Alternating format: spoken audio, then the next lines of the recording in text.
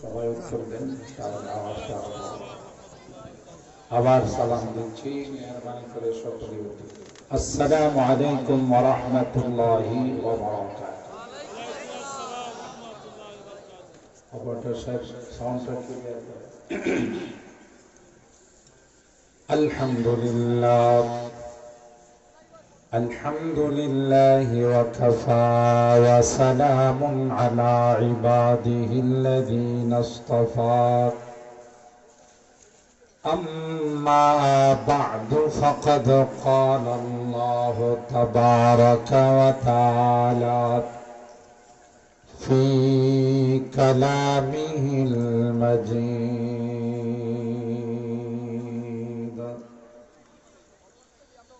وفي فرقانه الحميد. أعوذ بالله من الشيطان الرجيم. بسم الله الرحمن الرحيم.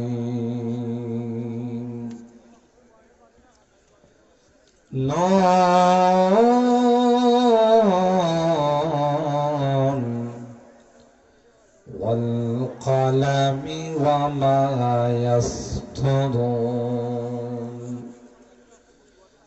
ما أنت بنعمة ربك بمجنون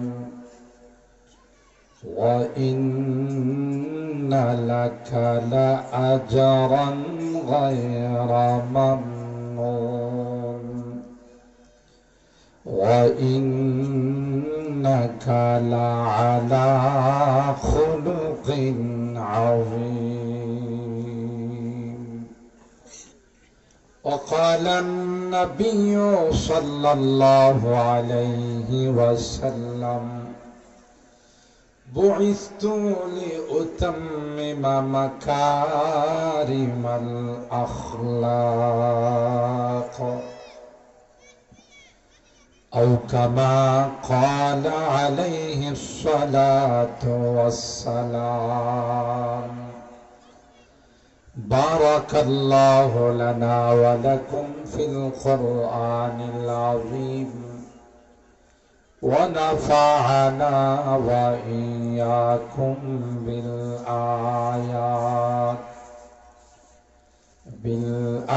بالآيات والذكر الحكيم.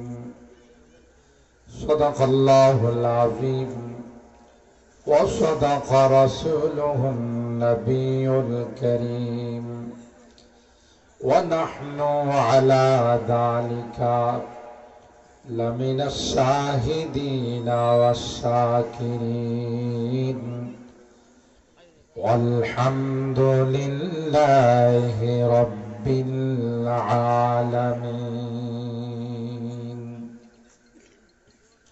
সকলেই মহব্বতের সাথে দুরূদ শরীফ পড়ুন। আল্লাহুম্মা সাল্লি আলা মুহাম্মাদিন ওয়া আলা আলি মুহাম্মাদ কামা সাল্লাইতা আলা ইব্রাহিম ওয়া আলা আলি ইব্রাহিম ইন্নাকা হামিদুম মাজিদ. اللهم بارك على محمد وعلى آل محمد كما باركت على إبراهيم وعلى آل إبراهيم إنك حميد مجيد.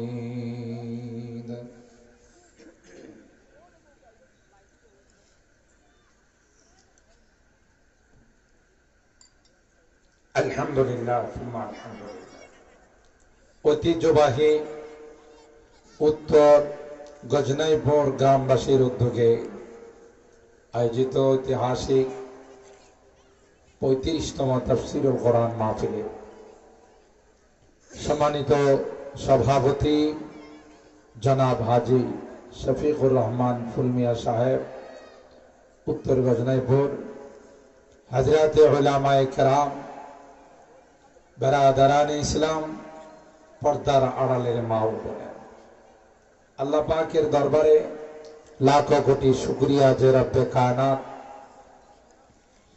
অগণিত অসংখ্য মানুষ থেকে নির্বাচিত করে আমাদের কিছু মানুষকে আজকের এই জান্নাতি বরকতি কোরআনী মাহফিলে তাফসীরুল কোরআনে অংশগ্রহণ করে এই ক্লাসের ছাত্র বনার তৌফিক দান করেছেন। এই জন্যে অন্তরের অন্তঃস্থল থেকে কালিমাতুশ শুকর আদায় করি, জোরে সোরে বলি আলহামদুলিল্লাহ। সম্মানিত সুধী, ইতিমধ্যে বিজ্ঞ উপস্থাপক আপনাদের খেদমতে ঘোষণা দিয়েছেন আজকের মাহফিলের প্রধান আকর্ষণ খতিবে বাঙ্গাল হযরতুল আল্লামা জুনায়েদ আল হাবিব দামাত বারাকাতুহুম আমাদের মাঝে উপস্থিত হয়ে যাবেন। সময় মতো তার মূল্যবান তাকরীর পেশ করবেন ইনশাআল্লাহ। কর্তৃপক্ষ তাফসীর কমিটি যেমনটা আমার বিষয়বস্তু নির্ধারণ করে দিয়েছেন, শানে রাসূল সাল্লাল্লাহু আলাইহি ওয়াসাল্লাম আল্লাহর হাবিবের পবিত্র শান নিয়ে আলোচনা করার জন্য, আর সেই লক্ষ্যে আমি কোরআনুল কারীমের সূরা আল কলম এর কয়েকখানা আয়াত আপনাদের খিদমতে তেলাওয়াত করেছি। সরকারে দো আলম মাহবুব কিবরিয়া সৈয়দুল কাওনাইন সৈয়দুস সাকালাইন হযরত মুহাম্মদুর রাসূলুল্লাহ সাল্লাল্লাহু তাআলা আলাইহি ওয়াসাল্লামের অসংখ্য হাদিস থেকে ছোট্ট একখানা হাদিস পাঠ করেছি। চেষ্টা করব নির্দিষ্ট সময়ের ভিতরে কিছু কথা আপনাদের খেদমতে আরজ করে আপনাদেরকে নিয়ে মোনাজাত করার জন্য। আল্লাহ আমাদেরকে শেষ পর্যন্ত বসে তাফসীরুল কোরআন মাহফিলের আখিরি মোনাজাত করে যাওয়ার তৌফিক দান করুন, বলুন আমিন।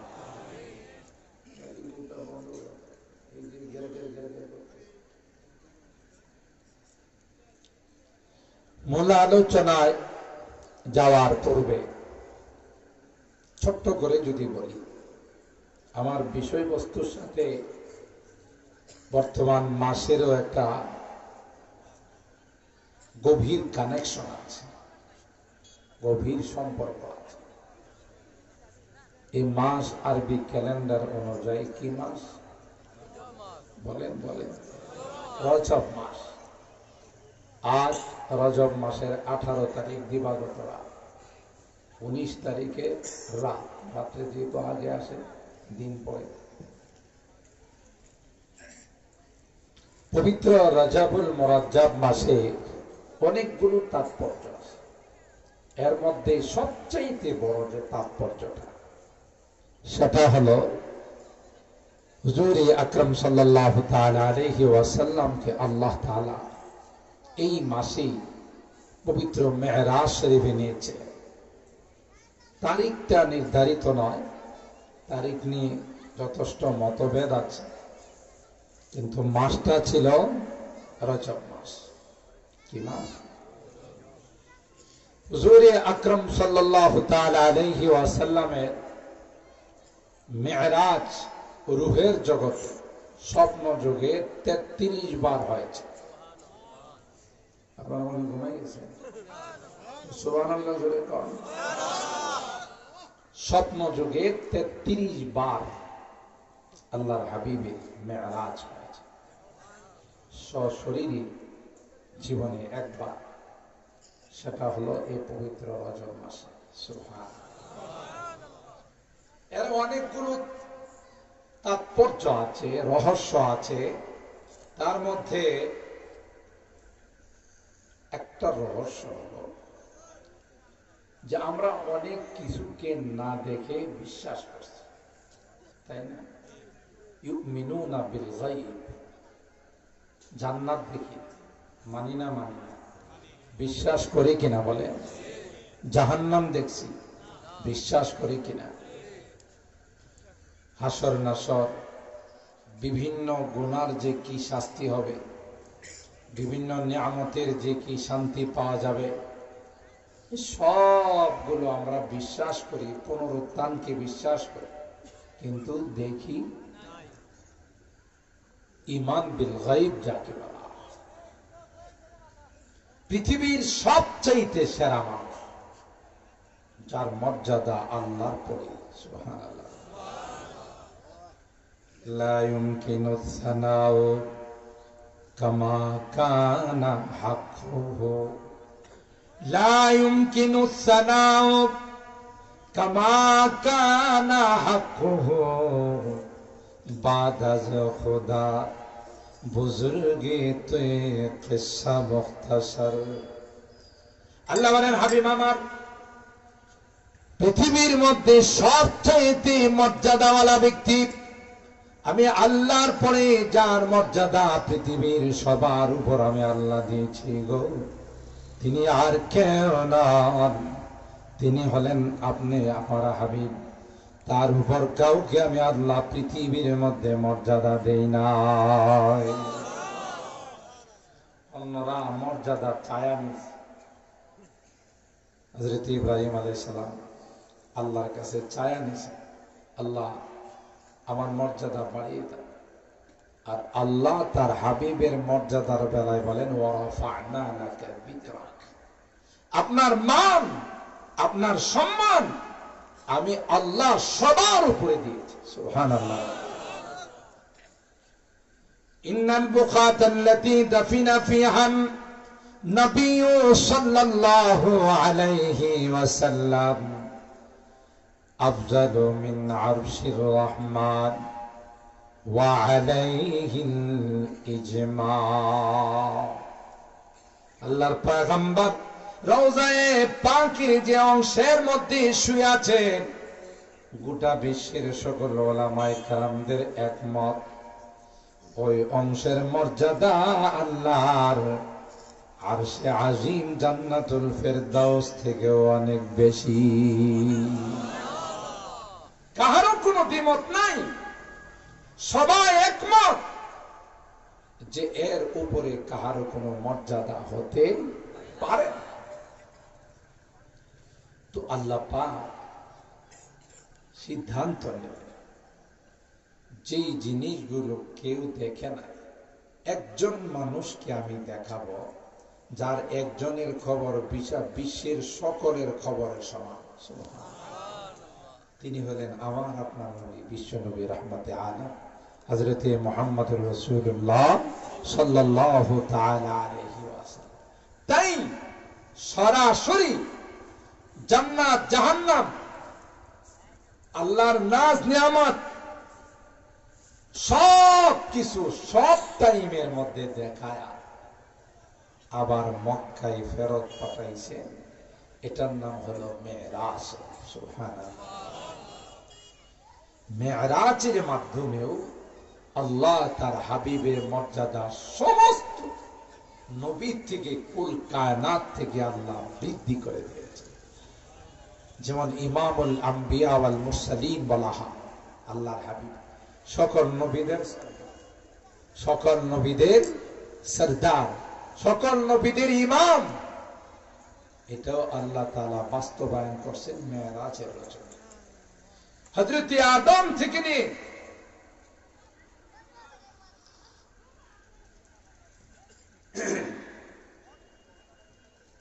ঈসা রূহুল্লাহ পর্যন্ত সকল নবীদেরকে আল্লাহ বাইতুল মুকাদ্দাসের মধ্যে একত্রিত করেছেন আল্লাহর হাবিবের পিছনে 2 রাকাত নামাজ পড়ার জন্য।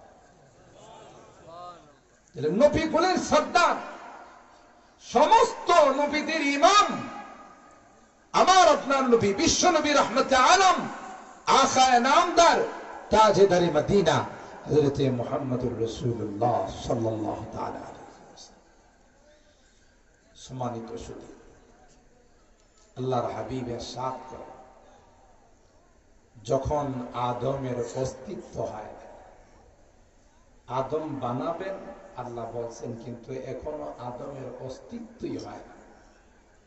আদম পানি আর মাটির মধ্যে মিশ্রিত। আল্লাহর হাবিব বলেন, তখনই আল্লাহ আমাকে নবুয়ত দান করছে। সবার আগে যাকে নবুয়ত দান করছেন তিনি হলেন আমার আপনার নবী রহমতে আলম হযরত মুহাম্মদুর রাসূলুল্লাহ সাল্লাল্লাহু আলাইহি ওয়াসাল্লাম। পাঠাইছেন সবার, নবুয়ত দিয়েছেন সবার আগে, পাঠাইছেন সবার পর।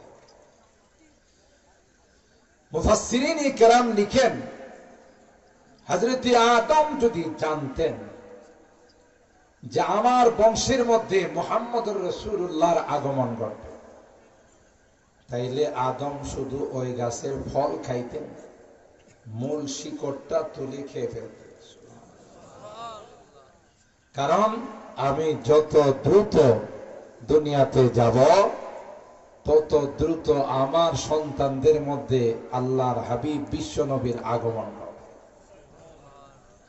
আদম আলাইহিস সালাম এর ফখরের কেউ থাকলে তিনি হলেন আল্লাহ সাল্লাল্লাহু আলাইহি ওয়াসাল্লাম। কুনতু নাবিয়্যান ওয়া আদামু বাইনাল মাই ওয়াত-তিন। আল্লাহর হাবিব বলেন, আল্লাহ পাক আমাকে তখনই নবী বানাইছেন যখন আদমের অস্তিত্ব হয় নাই। আদম যখন মাটি আর পানির মধ্যে মিশ্রিত ছিল, আল্লাহ পাক তখনই আমাকে নবুয়ত দান করছেন। তার প্রমাণ পাওয়া যায় সূরা নিসার প্রথম আয়াতের মধ্যে আল্লাহ পাক বলেন, ইয়া আইয়ুহান নাসুত্তাকু রাব্বাকুমুল্লাযী খালাকাকুম মিন নাফসিন ওয়াহিদা ওয়া খালাকা মিনহা যাওজাহা ওয়া বাসসা মিনহুমা রিজালান কাসীরান ওয়া নিসাআ ওয়াত্তাকুল্লাহাল্লাযী তাসাআলুনা বিহি ওয়াল আরহাম ইন্নাল্লাহা কানা আলাইকুম রাকীবা। ইয়া আইয়ুহান নাস ইত্তাকু রাব্বাকুমুল্লাযী খালাকাকুম। তোমরা ভয় করো তোমাদের ওই রব যিনি তোমাদেরকে সৃষ্টি করেছেন মিন নাফসিন ওয়াহিদা, একটা আত্মা থেকে, ওয়া খালাকা মিনহা যাওজাহা, আবার সেই আত্মা থেকে তার স্ত্রীকে বানাইছেন, ওয়া বাসসা মিনহুমা রিজালান কাসীরান ওয়া নিসাআ, তার থেকে তার যত আওলাদ ফরজন সন্তানাদি আছে সেগুলোকে আল্লাহ সৃষ্টি করেছেন। এই আয়াতে তাফসীরে মুফাসসিরিনে কেরাম লিখেন, আল্লাহ পাক হযরতে আদমকে সৃষ্টি করে যখন বললেন জান্নাতে তুমি বসবাস করো, যা ইচ্ছা তা খাও, তিনি জান্নাতে থাকতেছেন, কিন্তু মরা মরা ভাব, মনে কোনো আরাম শান্তি নাই। বিষয়টা আল্লাহ পাক যেহেতু আলিমুন বিযাতিস সুদূর, জানেন না, জানেন কি জন্য ওনার মুখে হাসি নাই, কি জন্য শান্তি নাই। একাকিত্ব জীবন শান্তির নয়।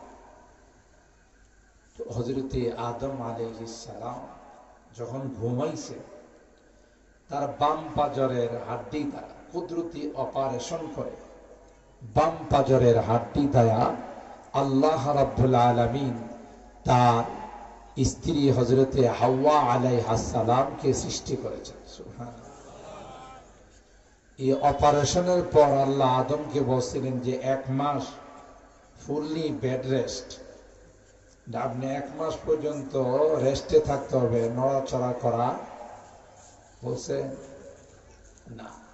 কারণ আল্লাহর অপারেশন আর মানুষের অপারেশনের মধ্যে আকাশ পাতাল ব্যবধান। মানুষ অপারেশন করে রোগীর ভিতরে বিভিন্ন অপারেশনের যন্ত্রপাতি রেখে সেলাই করে দেয়। কথা বল, রোগী যখন বারবার ব্যথা ফিল করে ডাক্তারের কাছে বলে, ডাক্তার সাহেব খুব প্রচন্ড ব্যথা করে। একটা মেজর অপারেশন তো একটু কিছুদিন ব্যথা করবে, অ্যান্টিবায়োটিক দিছি ঠিক হয়ে যায়, তারপরেও ব্যথা যায়। পরবর্তীতে যখন আলট্রাসোনোগ্রাম করেছে দেখে যে আস্থা খেয়েছে ভিতরে রাইখাই সেলাই মেরে গেছে। এরকমের ঘটনা তো বাংলাদেশে ঘটে নাই। মানুষের অপারেশন আর আল্লাহ অপারেশনের মধ্যে আকাশ পাতাল ব্যবধান। আল্লাহ অপারেশন করলে, ওপেন হার্ট সার্জারি করলে যে রোগী সে টের পায়। আল্লাহর হাবিবের জীবনে 3 বার ওপেন হার্ট সার্জারি হয়েছে। আরো জোরে সুবহানাল্লাহ। কয়বার? 3 বার ওপেন হার্ট সার্জারি হয়েছে। একবার ছোটকালে যখন তিনি শিশু সুলভ আচরণ যে বাচ্চারা করেন, এই জাতীয় আচরণ যেন আল্লাহর হাবিবের দ্বারা না হয়, সেজন্য ছোট্টকালে যখন হালিমাতুস সাদিয়া রাদিয়াল্লাহু তাআলা আনহার বাড়িতে দুধ পান করার জন্য গিয়েছিলেন, দুধ ভাইয়ের সঙ্গে দুম্বা রাখালি করতেছে। এই সময় কে বা কারা এসে তাকে শোয়া ওপেন হার্ট সার্জারি করছে, বাইপাস সার্জারি করছে। আব্দুল্লাহ আল্লাহ হাবিবের দুধ ভাই দৌড়ায় মার কাছে গিয়ে বলে, মা, আমার দুধ ভাই মোহাম্মদকে কে যেন শোয়া তাকে অপারেশন করে ফেলাইছে। দৌড়ায় যখন এই কথা মার কাছে বলছে, মা তো পাগল, চিল্লায়া দৌড়ায় গেছে, বাবা মোহাম্মদ কে আসছিল, তোমাকে নাকি অপারেশন করছে। বলতেছে, মা না, এই জাতীয় কিছু আমি টের পাই না। এত বড় একটা ওপেন হার্ট সার্জারি করলো, রোগী টের পায় না। সুবহানাল্লাহ। জিবরিল আমিন বলে গেছে। দ্বিতীয় নাম্বার ওপেন হার্ট সার্জারি হয়েছে যুবক যখন আল্লাহ যৌবন কাল। কারণ যুবকরা যৌবনের পাগলামিতে অনেক কিছু করে। 31 নাইট পালন করে, ফেব্রুয়ারি মাসে ভ্যালেন্টাইন্স ডে পালন করে। কথা বলেন ঠিক কি? আরো যত নোংরামি আছে, যত বেহায়াপনা, সবগুলো করে। আল্লাহর হাবিব তো আর অন্য 8-10টা যুবকের মতো নয়। এই জন্য দ্বিতীয়বার ওপেন হার্ট সার্জারি হয়েছে যৌবনকালে। 3 নম্বর ওপেন হার্ট সার্জারি হয়েছিল আল্লাহর হাবিবের রজব মাসের যেই রাত্রিতে আল্লাহ মেরাজে নিয়ে গেছে। আল্লাহর হাবিবকে অধ্যাপক হযরতে জিবরাইল, সহকারী অধ্যাপক হযরতে মিকাইল, 2 ফেরেশতা ধরে উম্মে হানির ঘরের থেকে হাতিমে কাবাতে শোয়া ওপেন হার্ট সার্জারি করছে। হাসপাতাল হলো হাতিমে কাবা। যারা হজ উমরা করতে গেছেন, কাবার উত্তর দিকে একটা প্রাচীর দেওয়া, দেখছেন না, মার্বেল দিয়ে, এটাকে হাতিমে কাবা বলে। এখানে যদি কেউ 2 রাকাত নামাজ পড়ে, সে যেন সরাসরি কাবার ভিতরে নামাজ পড়ে। এই জন্য নামাজ পড়ার জন্য অনেক ধাক্কা ধাক্কি হয় না। হাতিমে কাবা, এটা হলো ক্লিনিক, এটা হলো হাসপাতাল। অপারেশন করছেন 2 জন ডাক্তার। একজনের নাম কি? আপনারা কথা বলেন কি? জিবরাইল অধ্যাপক, আর সহকারী অধ্যাপক হলো মিকাইল আলাইহিস সালাম। মেডিসিন ব্যবহার করেছেন মায়ে জমজম, জমজমের পানি। এখনো জমজমের পানি, মায়ে জমজম, মাউ জমজম শিফাউন লিকুল্লি দা। জমজমের পানি যদি কেউ এই নিয়তে পান করে, আল্লাহ আমার ভিতরের জটিল রূপটা তুমি ভালো করো। আল্লাহর কসম, ইয়াকিন আর বিশ্বাস থাকলে সাথে সাথে তার এই রূপ ভালো হয়ে যায়। আমাদের সেই রকমের ইয়াকিন আর বিশ্বাস নাই। ইয়াকিন আর বিশ্বাস নাই বলি তো আমি অনেক বয়ানে বলি, বর্তমান সময়ে শতকরা 9 থেকে 95% নারীদের বাচ্চা হয় সিজারে। আপনাদের এই এলাকায় হয় না, অন্য এলাকার কথা বলে। হ্যাঁ, 95% নারীদের বাচ্চা হয় সিজারে। এই যে সভাপতি সাহেব, আমরা যারা বসা আছে, আপনারা মুরব্বীরা যারা, আমরা কি সিজারে আসছি? এখন এই ছোট ছোট বাচ্চারা বাদে আমরা যারা সবাই তো নরমালে আসছি।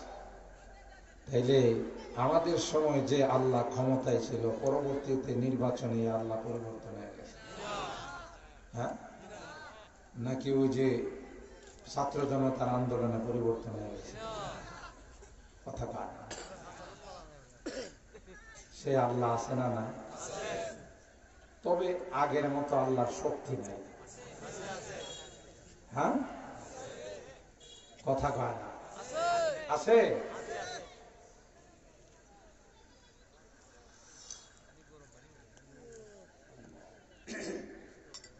আলহামদুলিল্লাহ মান কদ্দারা খায়রাও ওয়া খাবালা ওয়া শুকরু লিমান সাওয়ারা হুসনাও ওয়া জামালা লা জিদ্দা ওয়ালা নিদ্দা ওয়ালা হাদ্দা লিমাওলা আল আনা কামা কানা ওয়া লাম ইয়ালকা যাওয়ালা।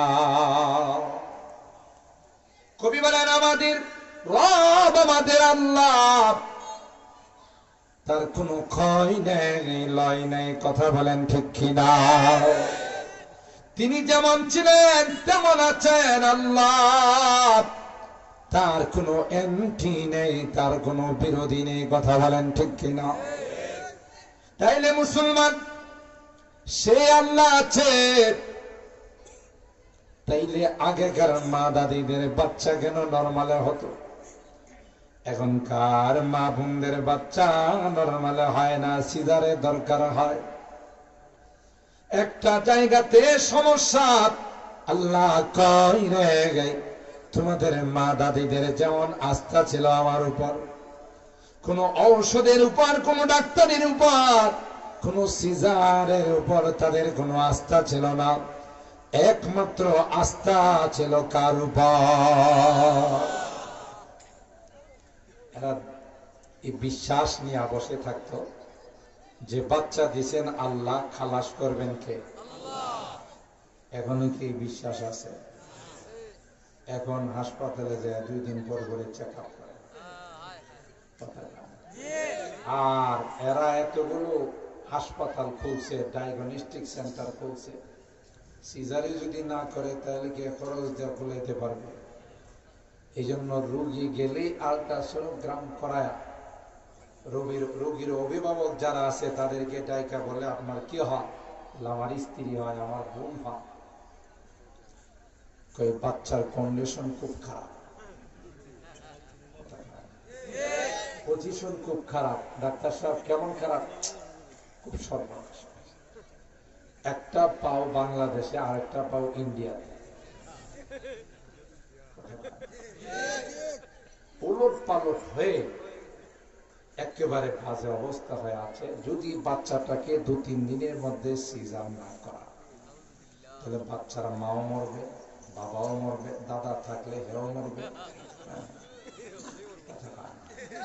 14 গোষ্ঠী মারা যাবে। কথা বলেন ঠিক কিনা? এমন ভয় দেখায়, যে কারণে বাধ্য হয়ে সিজার করা। কথা বলেন, কেন তুমি বারবার চেক আপ করতে গেলে? আমার আল্লাহ কি তোমাকে বাচ্চা দিছে খালাস করবে? আহা, আল্লাহ বলেন সুম্মা সাবিলা ইয়াসসারা। কোন লজিক বলে না, কোন বিজ্ঞান বলে না, এত বড় বাচ্চাটা এমন একটা ছোট রাস্তা দিয়ে দুনিয়াতে আসতে পারে। আল্লাহ ডাক দেয়া কয়, বাচ্চাটা যখন আসার সময় হয়, আমি আল্লাহ কুদরতি হস্তক্ষেপ করে দুনিয়াতে পাঠাই। 2 নম্বর, আমার মা দাদিদের যেমন দিনদারি ছিল, মা দাদিরা যেমন নেককার ছিলেন, দিনদার ছিলেন, এখনকার নারীরা কি সেই রকম দিনদার? কথা বলেন।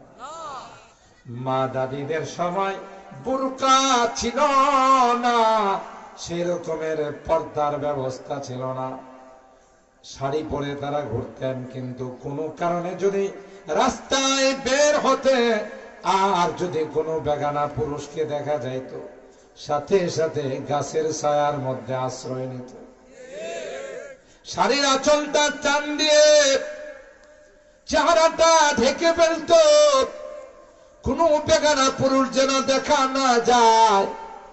যতক্ষণ পর্যন্ত ওই পুরুষটা রাস্তা অতিক্রম না করছে, ততক্ষণ পর্যন্ত গাছের ছায়া থেকে নড়াচড়া করে না।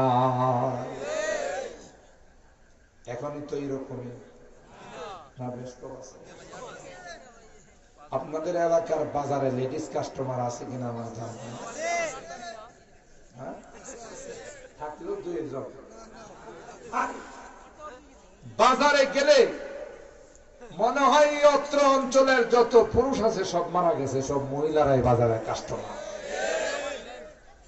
কোন পর্দা নাই, ওপেন বাহিরে চলাফেরা করে, দিনদারি নেই, নামাজ নেই। এই কারণে আজকাল 90 থেকে 95% মাদের বাচ্চা হয় সিজার। আল্লাহর কসম করে বলি, এখনো যদি আমাদের মা বোনরা আল্লাহর উপর পূর্ণাঙ্গ আস্থা রাখতে পারে, তাদের কাহারও বাচ্চা সিজারের দরকার। হাদিসে কুদসির মধ্যে আল্লাহ তাআলা বলেন, আনা ইনদা যন্নি আবদি, আমার বান্দা আমার সঙ্গে যেই রকমের ধারণা রাখবে, আমি তার সঙ্গে সেই রকমের আচরণ করব।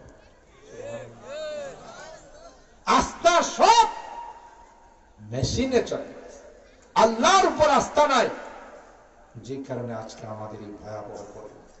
কথা বলুন ঠিক? আল্লাহর ক্ষমতা আছে না? মায়ে জমজম আল্লাহর হাবিবের মেডিসিন। এই ওপেন হার্ট সার্জারি করে আল্লাহর হাবিবকে বাইতুল্লাহ থেকে বাইতুল মুকাদ্দাস সেকেন্ডের মধ্যে আল্লাহ পৌঁছে দিয়েছেন। সুবহানাল্লাহ। বাইতুল মুকাদ্দাস থেকে প্রথম, দ্বিতীয়, তৃতীয়, চতুর্থ, পঞ্চম, ষষ্ঠ, সপ্তম, আরশ, কুরসি, লৌহ, কলম, জান্নাতুল মাওয়া, সিদরাতুল মুনতাহা পর্যন্ত আল্লাহ পৌঁছে। এই পাওয়ার আল্লাহর হাবিবের ভিতরে দেওয়ার জন্যই আল্লাহ পাক রব্বুল আলামিন এই ওপেন হার্ট সার্জারির ব্যবস্থা করছেন। সুবহানাল্লাহ। ঠিক হযরতে আদম শোয়া অবস্থায় ছিলেন, আল্লাহ পাক রব্বুল আলামিন আদমের ওপেন হার্ট সার্জারি করলেন, কুদরতি অপারেশন করে আদম তার বাম পাজরের হাড্ডি দিয়ে আল্লাহ একটি সুন্দরী রমণী রূপসী নারী বানাইলেন। সুবহানাল্লাহ। হযরত আদম ঘুম থেকে ওঠার পর তাকাইয়া দেখে ডান পাশে একজন সুন্দরী যুবতী নারী বসা, সুজা তার গায়ে হাত দিতে চাইলেন। সুবহানাল্লাহ। আসমান থেকে আল্লাহ ডাক দিয়া বলেন, মাহইয়া আদম হাত্তা তুআদ্দি মাহরাহা। এ আদম, গায়ে হাত দিলা, হাত দিতে গেলা কেন? তোমাকে তো হাত দেওয়ার জন্য বলি নাই। এ যুবক, এখান থেকে শিক্ষা নিতে হবে। আল্লাহ কয়, যুবতীদেরকে তোমাদের জন্য বানাইলাম, যুবতীদেরকে তোমাদের স্ত্রী বানাবো, তোমাদের জীবন সঙ্গিনী বানাবো। এ যুবক, কিন্তু তার গায়ে হাত দিতে হলে প্রেম করে নয়, ভালোবেসে নয়, বিবাহ বন্ধনের মাধ্যমে তাকে তোমার স্ত্রী বানাইয়া যতবার তার দিকে তাকাইবা ততবার সওয়াব। আর যদি তুমি অবৈধভাবে হারাম পদ্ধতিতে তার দিকে তাকাও, তার সঙ্গে কথা বলো, তার গায়ে হাত দেওয়ার চেষ্টা করো, প্রতিটা দৃষ্টিতে তোমার আমলনামায় কবিরা গুনাহ লেখা হবে। কথা বলেন ঠিক? আল্লাহ পাক হযরতে আদমকে ডাক দিয়া বলেন, মাহিয়া আদম হাত্তা তুআদ্দি মাহরাহা। হে আদম, গায়ে হাত দেওয়া যাবে না যতক্ষণ পর্যন্ত তার মহরানা আদায় না করবা। আদম আলাইহিস সালাম পড়ে গেছে বিপাকে, কি কয় মোহর আবার কোন জঙ্গলে বসবাস করে? কথা কয়। এর আগে কি আদম আলাইহিস সালাম কাহারো বিবাহ দেখছে? ওনার দাদি, ফুফু, খালাম্মা কেউ ছিল এর আগে? যখনই আল্লাহ বললেন হাত্তা তুআদ্দি মাহরাহা, আগে মহারানা আদায় করো, পরবর্তীতে তার গায়ে হাত দাও।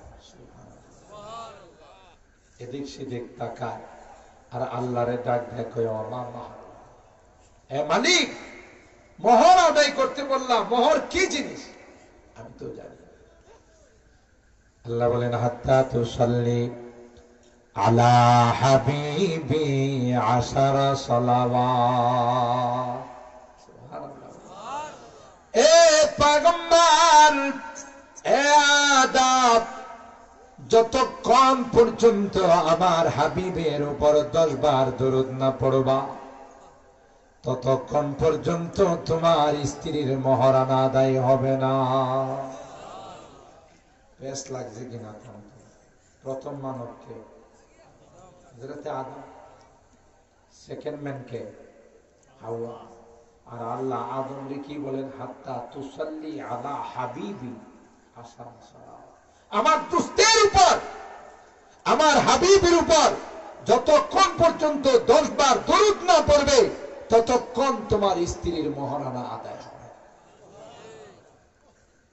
অবাক হাবিবকে এই জন্য আল্লাহর হাবিব বলেন আউয়ালু মা খালাকাল্লাহু রূহ। সবার আগে যে রূহটা আল্লাহ বানাইছে, এটা আদমের রূহ না, এটা আমার রূহ। সুবহানাল্লাহ। আউয়ালু মা সাইয়্যিদি আউয়ালু মা খালাকাল্লাহু। সবার আগে আল্লাহ যাকে নবুয়ত দান করেছেন আদম নয়, আমি। নবুয়ত দিয়েছেন আগে, পাঠাইছেন। মাহফিলের প্রধান যেমন আজকের এই মাহফিলের মধ্যম খতিবে বাংলা, ইনি কি মাগরিবের পর এসে বসে রয়েছে না লাস্টে আসবে? তো যে কোনো রাজনৈতিক সেমিনার বলেন, ইসলামী সম্মেলন বলেন, প্রধান যিনি, উনি আসেন সবার লাস্ট। গোটা বিশ্বের যিনি আসল আকর্ষণ, প্রধান আকর্ষণ, সকল নবীদের যিনি নবী, যার নবুয়ত না হলে আদম নবী হওয়া সম্ভব ছিল না। সুবহানাল্লাহ। তাকে আল্লাহ নবুয়ত দিয়েছেন সবার আগে, প্রকাশ করছেন সবার পরে। তাহলে আমার নবীর শান মান কম না বেশি? আরো জোরে বলি। 40টি বছর আল্লাহর হাবিব মক্কার মানুষের মধ্যে বড় হয়েছেন। আল্লাহর হাবিব 40 বছর পর্যন্ত আল্লাহ নবুয়ত দান করেন নাই। মক্কার মানুষের কাছে আল্লাহ পাক তাকে বড় করলেন। 40 বছর পর যখন আল্লাহর হাবিব নবুয়ত প্রাপ্ত হলেন, মক্কার মানুষগুলোকে জমাইলেন আর বললেন, তোমাদেরকে একটা ইন্টারভিউর জন্য জমাইছি। লাবিস্তু ফীকুম উমরা, একদিন নয়, 2 দিন নয়, দীর্ঘ 40টি বছর তোমাদের মাঝে অতিবাহিত করলাম। এ মক্কার মানুষেরা, তোমাদেরকে ইন্টারভিউ দিতে হবে, মতামত পেশ করতে হবে। আমার সম্পর্কে তোমাদের কি ধারণা? তারিখের কিতাব খুলে দেখুন, ইতিহাসের পাতা খুলে দেখুন, মক্কার মানুষগুলো একত্রিত হয়ে তখন বলেছিল, জাররাবনা কামিরারা ফালাম নাজিদকা ইল্লা সাদিকা। এ মুহাম্মদ, কি তুমি জানতে চাও? একবার নয়, দুইবার নয়, জীবনে বারবার তোমাকে ইন্টারভিউ নিয়েছি রে মুহাম্মদ। তোমার মতো সত্যবাদী, তোমার মতো আমানতদার পৃথিবীর মধ্যে দ্বিতীয় কেউ না।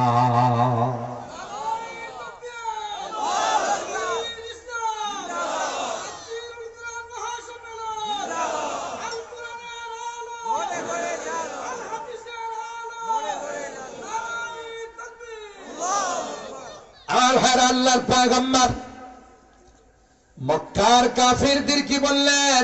যদি তাই হয়ে থাকে, আজকে তোমাদের কি যে বার্তাটার জন্য এখানে একত্রিত করলাম, এ পর্যন্ত মূর্তি দেবতার সামনে যাই তোমরা মাথা নত করছো, এগুলো গায়রুল্লাহ, এগুলো তোমাদের কোনো কাজে আসবে না।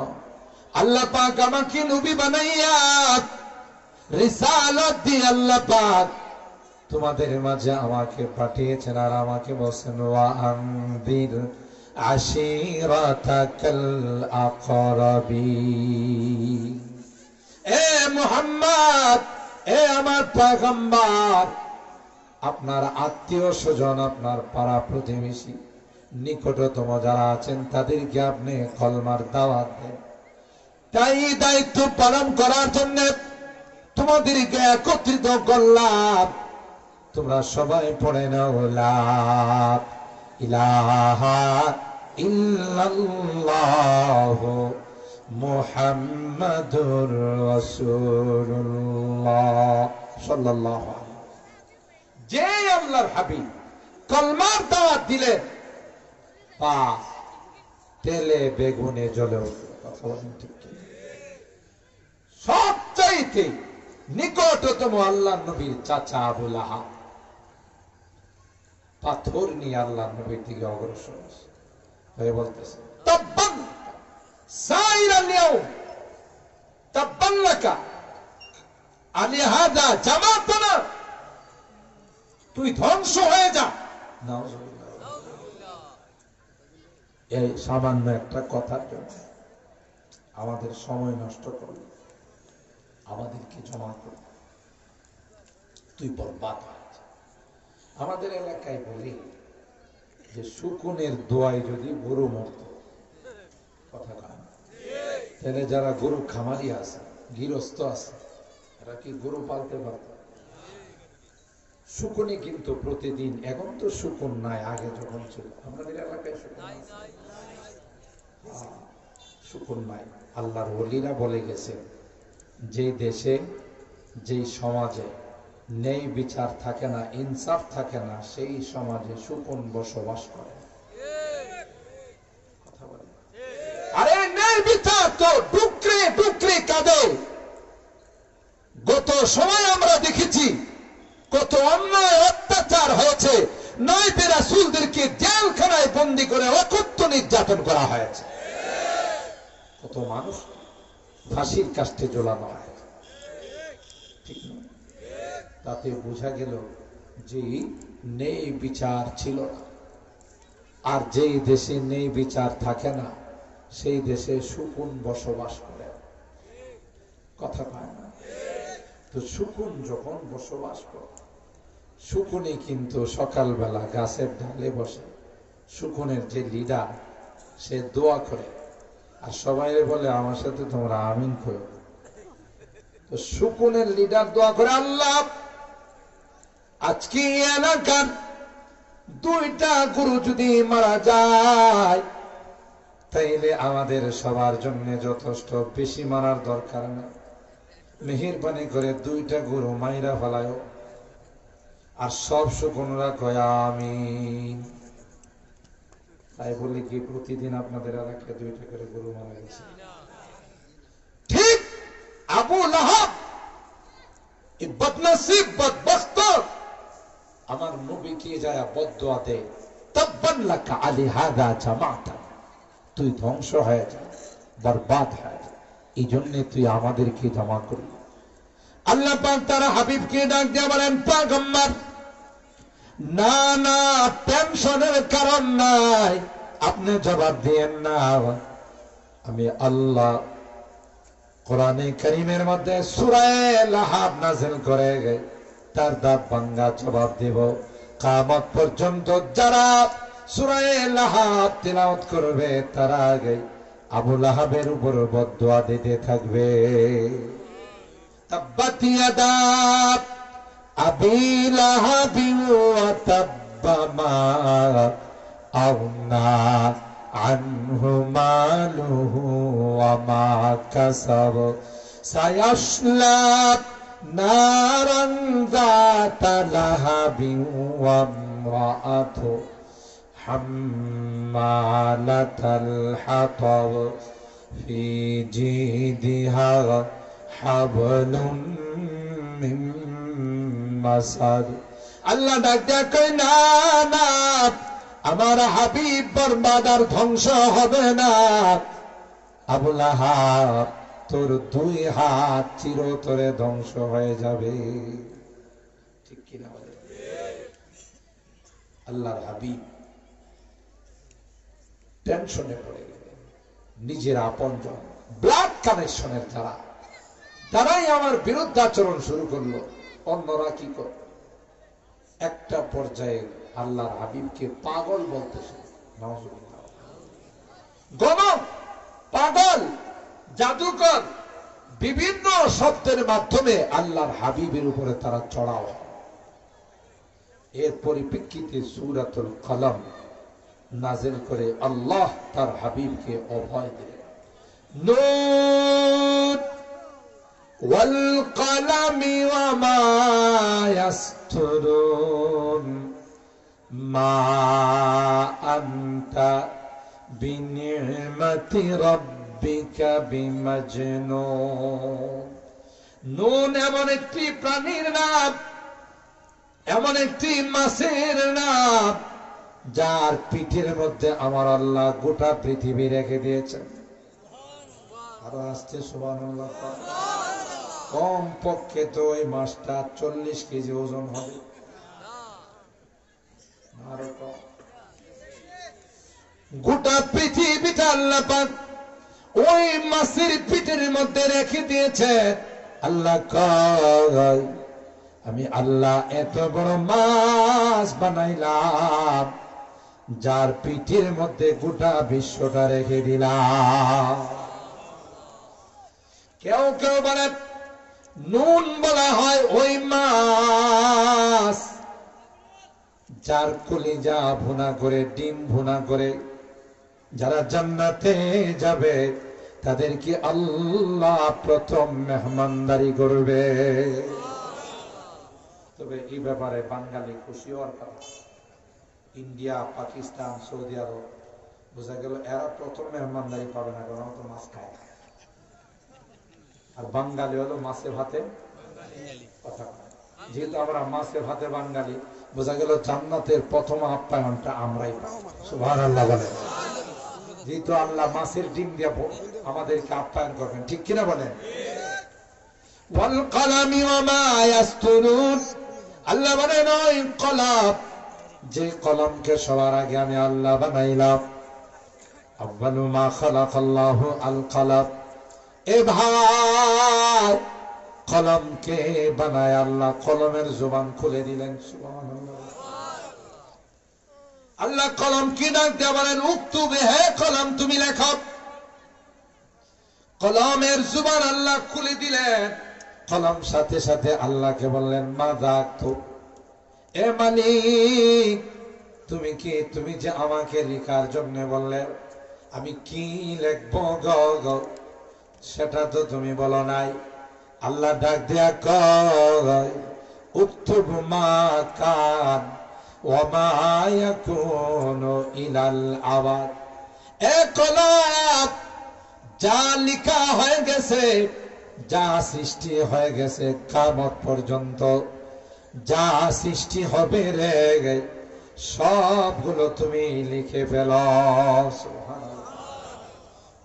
উক্তুব মা কান আমা ইয়াকুনু ইলাল আবাদ। কোন বর্ণনা আছে ওই কলম, যে কলম দিয়ে তাওরাত লেখা হয়েছে, হযরত মারিয়াম আলাইহিস সালামের দায়িত্ব নেওয়ার জন্য যখন অভিভাবকদের মধ্যে বিভিন্ন রকমের তর্ক শুরু হয়ে গেল, আল্লাহ পাক ডাক দিয়া বলেন, ওই কলম, যে কলম দিয়ে তাওরাত লেখা হলো, ওই কলমটাকে নাম লিখে স্রোতের মধ্যে ছেড়ে দাও। যার নাম স্রোতের সঙ্গে চলে যাও, সে মারিয়ামের মোতাওয়াল্লি অভিভাবক হতে পারবে না। এভাবে প্রত্যেকেরই নাম দে, কলম তার নামগুলো নিয়ে স্রোতের সাথে চলে যায়। একটা পর্যায়ে হযরত জাকারিয়া আলাইহিস সালাম তার নাম দিয়ে যখন কলম ছেড়ে দিল, কলম তখন স্রোতের সঙ্গে যায় না, কলম সোজা উল্টো দিকে উপরের দিকে চলে আসে। এই কলমের কসম, ওয়ামা ইয়াসতুরুন, কলম দিয়ে যা কিছু লেখা হয় সবগুলোর কসম কি আল্লাহ বলেন, মা আনতা বিনিমাতি রাব্বিকা বিমাজনুন। এ পয়গম্বর, যারা আপনাকে পাগল বলে আপনি পাগল নয়, যারা আপনাকে পাগল বলে রে তারাই হলো পাগল। আপনি পাগল নন, আপনি তো ইন্নাকা লাআলা খুলুকিন আযীম, সবচাইতে উত্তম চরিত্রের মালিক আপনি। আল্লাহু আকবার। লাকাদ কানা লাকুম ফি রাসূলিল্লাহি উসওয়াতুন হাসানা। আল্লাহ ডাক দিয়া কয়, তোমরা যদি কাহারো কোনো কিছু অনুসরণ করতে চাও, কাহারো আদর্শ কি যদি তোমরা ফলো করতে চাও, দুনিয়ার কোন নেতা নেত্রীর আদর্শ নয়, ফলো করো তো মুহাম্মদুর রাসূলুল্লাহ সাল্লাল্লাহু আলাইহি ওয়াসাল্লামের আদর্শকে ফলো করো। কারণ সবচেয়ে উত্তম আদর্শ দিয়া আমি আল্লাহ আমার হাবিবকে দুনিয়াতে পাঠাইলাম। মুহতারাম হাজির, আল্লামা মুফতি শফি রহমাতুল্লাহি আলাইহি আল্লাহর হাবিবের প্রশংসা শান অনেক লম্বা কবিতা লিখলেন। একটা পর্যায়ে লাস্টে এসে তিনি বলেন, আল্লাহর হাবিবের প্রশংসা, তার শান, তার মান গোটা বিশ্বের সমস্ত পানিগুলোকে যদি কালি বানানো, সমস্ত ঢালগুলোকে যদি কলম বানানো হয়, গোটা জীবন যদি তার প্রশংসা লিখতে থাকে, একটা অংশ সিকি পরিমাণও শেষ করা যায়। तेरे पेश नजर गुंबद खजराए हरम है, फिर पेश नजर गुंबद खजराए हरम है, फिर नाम खुदा रोज़ाए जन्नत में कदम है। लास्ट दिन ऐसा बोले, दिल्ला तेरा रसूल अरबी कहने को बेचाई, दिल्ला तेरा रसूल अरबी कहने को बेचाई, आलम है तहायुर का जुबान है ना कलम है। কোনো কলম দিয়ে, কোনো কালি দিয়ে তার জীবনী লিখে, তার শান মান লিখে শেষ করা যাবে। আমরা ভাগ্যবান, মাত্র 60-70 বছর হায়াতের মালিক আল্লাহ আমাদেরকে সেই নবীর উম্মত বানার তৌফিক দেন, আলহামদুলিল্লাহ। তাইলে আমাদের করণীয় এই মর্যাদা, এই শান আর এই মান আল্লাহ হাবিবের বরকতে আমরা পেয়েছি। আমাদের জীবনের প্রতিটি ক্ষেত্রে, ব্যক্তিগত জীবনে, পারিবারিক জীবনে, সামাজিক জীবনে, রাষ্ট্রীয় জীবনে আল্লাহর নবীর আদর্শকে বাস্তবায়ন, কথা বলেন ঠিক কিনা? করবো তো ইনশাআল্লাহ। হাত তুলে লিল্লাহি তাকবীর। সিলেটের মানুষের আওয়াজ এত আসতে হয়, লিল্লাহি তাকবীর। লিল্লাহি তাকবীর। কোরআন সুন্নাহর আলো, নারায়ে তাকবীর। আল কোরআনের আলো,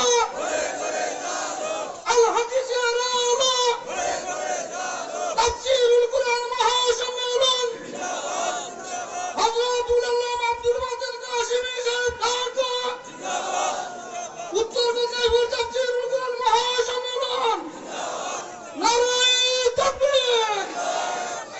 আল্লাহ আমাদের সবাইকে তৌফিক দান করুন, আমিন। মুহতারাম হাজরিন, আমার বিষয়বস্তুর উপরে পাশাপাশি পবিত্র রজব মাসের আনুষঙ্গিকতার বিষয়ে আমি আপনাদের খেদমতে কিছু কথা তুলে ধরার চেষ্টা করেছি, তাফসীর করার চেষ্টা করেছি।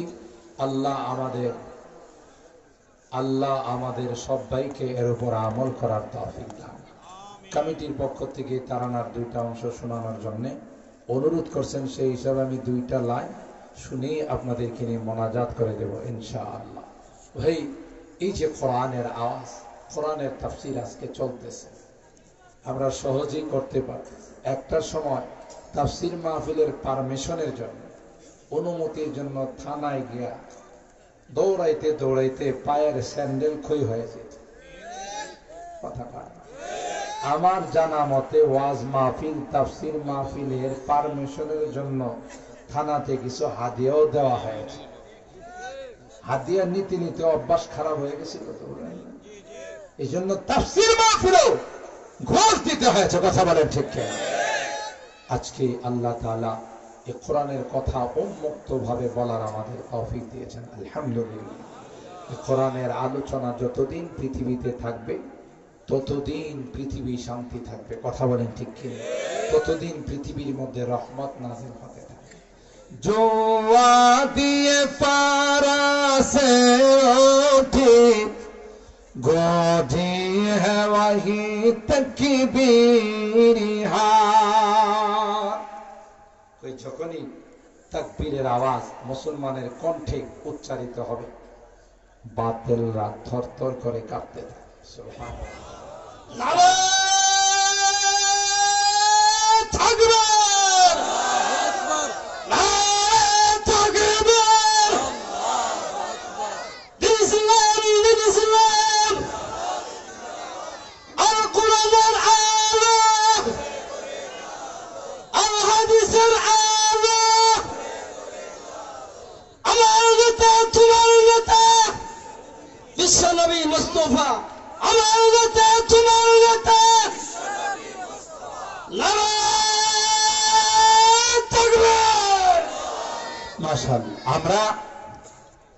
আপনারা সিলেটের মানুষ, ইতিহাস আপনাদের জানা আছে। হযরত শাহজালাল ইয়ামান মুজাররদি রাহিমাহুল্লাহ অস্ত্র নিয়ে আসছিল, নদী পারাপার হয়েছিল কি দিয়া? স্টিমার দিয়া। কি দিয়া? রুহানি শক্তি। এই তাকবীরের মধ্যে যে রুহানি শক্তি নিহিত আছে, যেমন আজানের আওয়াজের সাথে সাথে গৌর গোবিন্দের তখ্তগুলো তস্তস্ত হয়ে জমিনের মধ্যে পড়ে গিয়েছিল। কথা বলেন ঠিক কিনা? আজকে মুসলমানের তাকবীরের আওয়াজ নিচু হয়ে গেছে, যেই কারণে বাতিলরা সাহস পায়।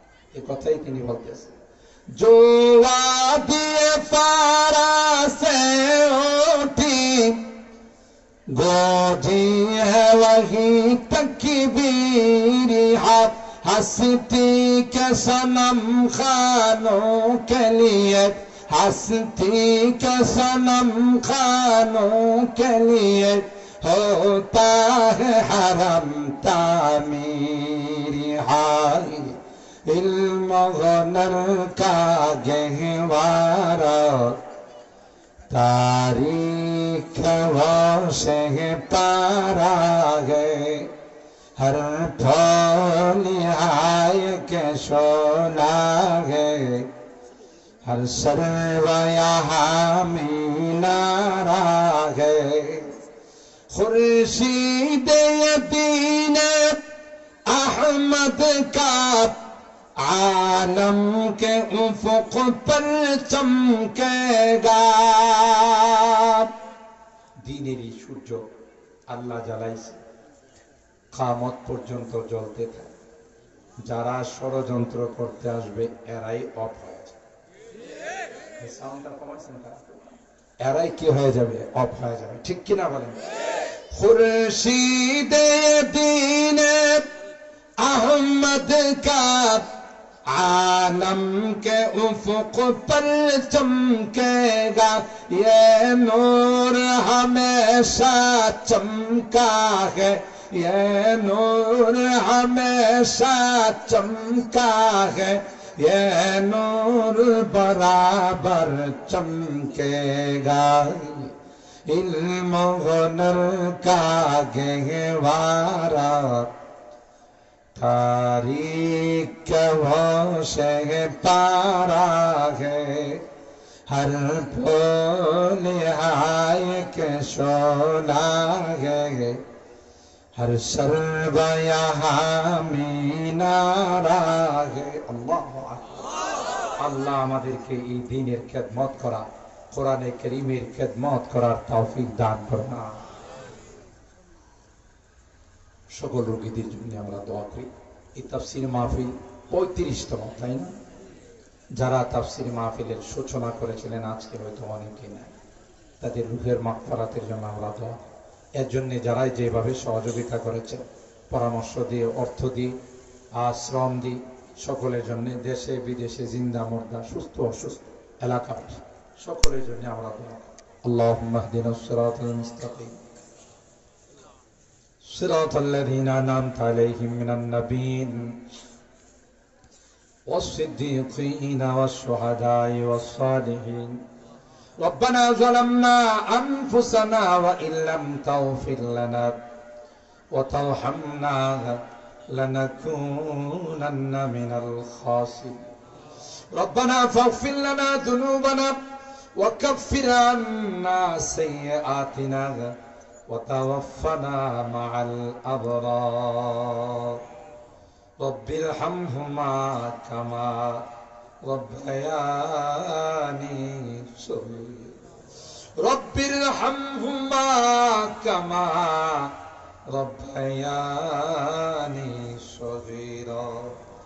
رب العالمين আল্লাহ দীর্ঘক্ষণ পর্যন্ত বসে ঐতিহ্যবাহী তাফসীর মাহফিলে আল্লাহ কোরআনুল কারীমের তাফসীর শোনার পর আমরা কিছু সংখ্যক গুনাহগার বান্দা তোমার শাহী দরবারে হাত আল্লাহ মেহেরবানি করে জিন্দেগীর সকল গুনাহগুলোকে মাফ করে দাও। তাওবা করতেছি মালিক, আর জীবনে কোনো গুনাহ করব না, আর জীবনে কোনোদিন হারাম খাইব না, জীবনে কোনোদিন নামাজ ছাড়ব না আল্লাহ, কোনদিন সুদী কারবার করব না। এ মালিক, কোনদিন বেপরদায় চলব না। আজকের তাফসীর মাহফিলে বসে তাওবা কর আল্লাহ, মেহেরবানি করে আমাদের তাওবাগুলোকে কবুল করে। কিয়ামতের কঠিন ময়দানে আমাদেরকে তুমি গুনাহগার বলে ডাক দিও না। এ মালিক, কোরআনে পড়েছি আল্লাহ, গুনাহগারদেরকে তুমি গুনাহগার বলে ডাক দিবে, আর বলবে ওয়ামতা যুলিয়াউমা আইয়ুহাল মুজরিমুন, এ পাপিষ্ঠের দলেরা আমার নেককার বান্দাদের থেকে আলাদা হয়ে যাও। ওই দিন যদি আমাদেরকে তুমি গুনাহগার বলে ডাক দাও, কার কাছে যাব? কে আমাদেরকে মাফ করবে? তাই তো ভিক্ষুকের মতো, কাঙ্গালের মতো দুইখানা হাত বাড়াইলাম আল্লাহ, মেহেরবানি করে আমাদের তাওবাগুলোকে কবুল করে নাও। আমাদের রোগীদেরকে পরিপূর্ণ শিফা নসিব করে দাও, অভাবীদের অভাবকে দূর করে দাও, পেরেশানিওয়ালাদের পেরেশানিকে দূর করে দাও, মুসিবত জাদাদেরকে মুসিবত থেকে উদ্ধার করে দাও ইয়া রাব্বাল আলামিন। আল্লাহ, আজকের তাফসীর মাহফিলে যারাই যেভাবে দান খায়রাত করেছে, সহযোগিতা করেছেন আল্লাহ, সকলের দানগুলোকে কবুল করে নাও। আমাদের অনেকেরই সন্তানেরা বিদেশের বাড়িতে আছে আল্লাহ, তাদের কামাই রুজি রোজগারে বরকত দিয়ে দিও, আসমানি জমিনি বিপদ আপদ থেকে হেফাজত করো। আমার মুরব্বীদেরকে আবু বকরের মতো বানাই দিও, কলিজা টুকরা যুবকদেরকে জান্নাতি যুবক বানাই দিও গো। পর্দার আড়ালের মা বোনদেরকে আবেদা জাহেদা সালেহা নেককার দিনদার হিসাবে কবুল করুন ইয়া রাব্বাল আলামিন। আল্লাহ আমরা যারা হাত উঠাইছি আল্লাহ, আমাদের অনেকেরই মা নাই, বাবা নাই রে আল্লাহ। কতদিন হয়ে গেল আল্লাহ অন্ধকার কবরে ইয়তীম বানায়া শোয়াই দিয়ে আসলো। অন্ধকার কবরে আল্লাহ কোনো বিছানা নাই, কোনো লাইটিং এর ব্যবস্থা নাই। আল্লাহ মেহেরবানি করে আমাদের মা বাবাকে মাফ করে দাও আল্লাহ। তারা যদি গুনার কারণে জাহান্নামের আসামি হয়ে থাকে, আমরা তোমার কাছে মাফ চাই, ক্ষমা চাই আল্লাহ। মেহেরবানি করে আমাদের মা বাবাকে মাফ করে দিও, তাদের খবরগুলো জান্নাতের বাগান বানাই দিও। আমাদের অনেকের সন্তানেরা বিদেশের বাড়িতে আছে আল্লাহ, তাদেরকে সহি সালামতে রাখো, তাদের কামাই রুজি রোজগারে বরকত নসিব করে দিও, আবার সহি সালামতে আমাদের কুলে তুমি পৌঁছাই দিও ইয়া রাব্বাল আলামিন। আল্লাহ জানি না কার জীবনের শেষ মোনাজাতে হাত উঠেছে, হতে পারে আগামী তাফসীর মাহফিল আমার ভাগ্যে জুটবে না। আল্লাহ তোমার কাছে যদি তুমি ডাক দিয়ে নিয়ে যাও, মালাকুল মউতের হাতে যদি সুপর্দ করো, যেদিন তুমি ডাক দেবে আল্লাহ কলমা নসিব করে দুনিয়ার থেকে নিও, ঈমান নসিব করে দুনিয়ার থেকে নিও আল্লাহ। আমি যদিও গুনাহগার, অনেক আলেম ওলামাদেরকে নিয়ে হাত উঠাইছি আল্লাহ, সাদা দাড়িওয়ালা মুরব্বিদেরকে নিয়ে হাত উঠাইছি, কলিজার টুকরা যুবকদেরকে নিয়ে হাত উঠাই আল্লাহ। তোমার নবী কয় মুসাফিরের হাত নাকি তুমি ফেরত দাও না। এ মালিক, যাদের হাতখানা পছন্দ হয় সে হাতের ওসিলায় আমাদের দোয়াগুলোকে কবুল করে নাও। ربنا تقبل منا إنك أنت السميع العليم وتب علينا إنك أنت التواب الرحيم سبحان ربك رب العزة عما يصفون وسلام على المرسلين والحمد لله رب العالمين. السلام عليكم.